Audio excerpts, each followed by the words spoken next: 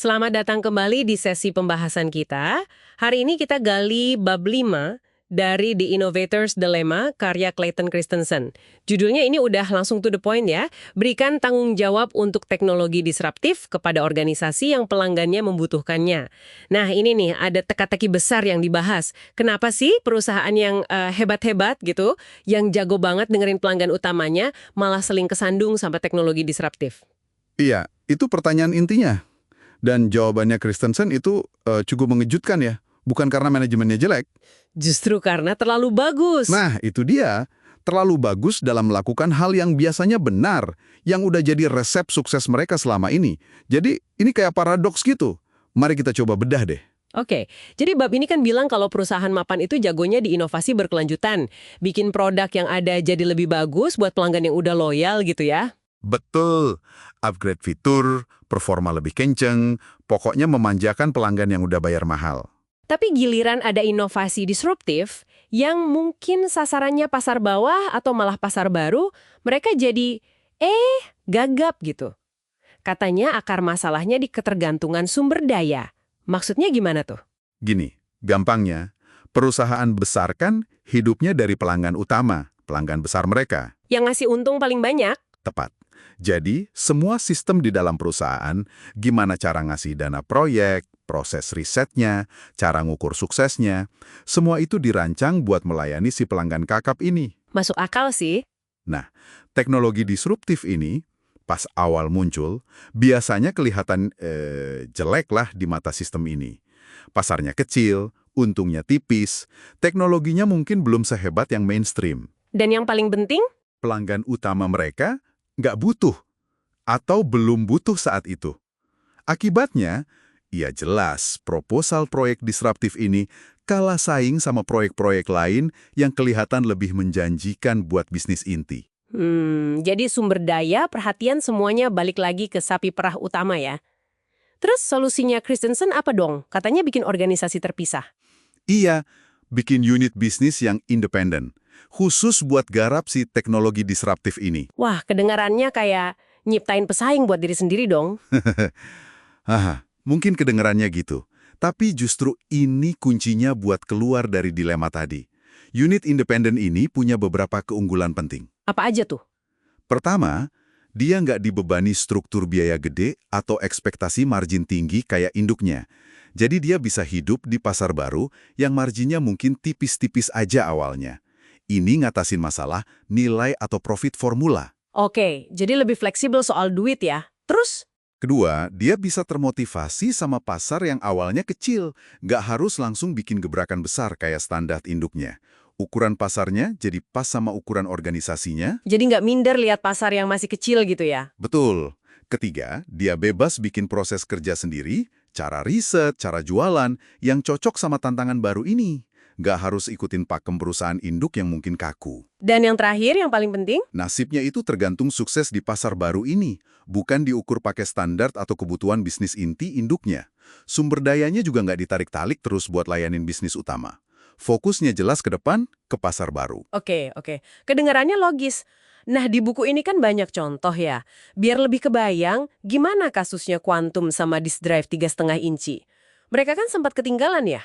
Iya, Quantum itu jagoan di drive 5,25 inci, tapi telat masuk ke 3,5 inci yang lebih kecil dan disruptif waktu itu.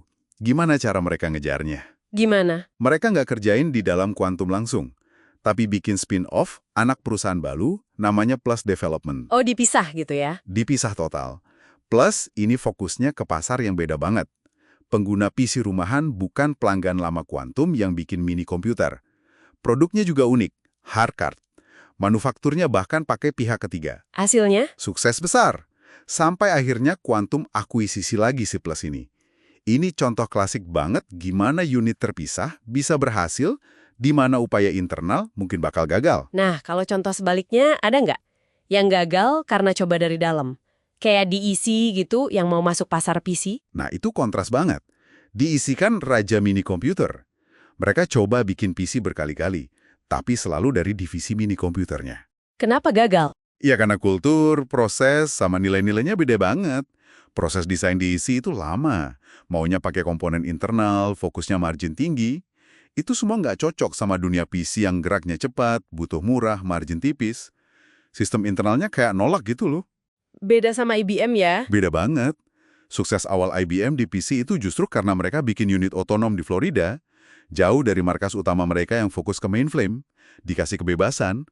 Pola yang sama kelihatan di industri lain juga ya. Saya ingat ada contoh retail, Kmart lawan Woolco. Iya, ini nunjukin masalahnya tuh bukan cuma soal teknologi canggih aja, tapi bisa juga model bisnis. Crash-G, induknya Kmart, itu komit banget. Mereka bikin Kmart sebagai entitas baru yang benar-benar pisah, bahkan sampai nutup bisnis lamanya. Terus Woolworth gimana? Woolworth coba jalanin Woolco yang model diskon, barengan sama toko serba ada tradisionalnya. Hasilnya bisa ditebak. Si Woolco ini malah jadi ikutan model induknya. Margin tinggi, barang yang nggak cepet ganti. Akhirnya, ya mati keunggulan disruptifnya. Susah banget emang nyampur dua model bisnis beda di satu atap. Jadi emang harus dipisah ya biar nggak ketularan cara lama. Ini ngingetin saya sama contoh HP deh. Hewlett-Packard. Soal printer. Ada LaserJet yang sukses, terus muncul inkjet. Nah, itu contoh bagus banget soal manajemen disrupsi yang berhasil. HP pinter. Mereka bikin unit bisnis ink itu pisah total. Dipisah gimana? Lokasinya aja dibikin jauh, di Vancouver. Sementara LaserJet yang udah mapan itu di Boise. Ini ngasih inkjet ruang buat napas, buat cari pasarnya sendiri, yang biasanya di kelas bawah, performa cukup oke, tanpa diganggu prioritasnya si LaserJet. Mereka biarin saingan gitu. Iya, HP rela ada persaingan internal. Semacam bunuh diri yang terkontrol lah. Tujuannya biar nggak dibunuh beneran sama pesaing dari luar, yang mungkin masuk dengan injek.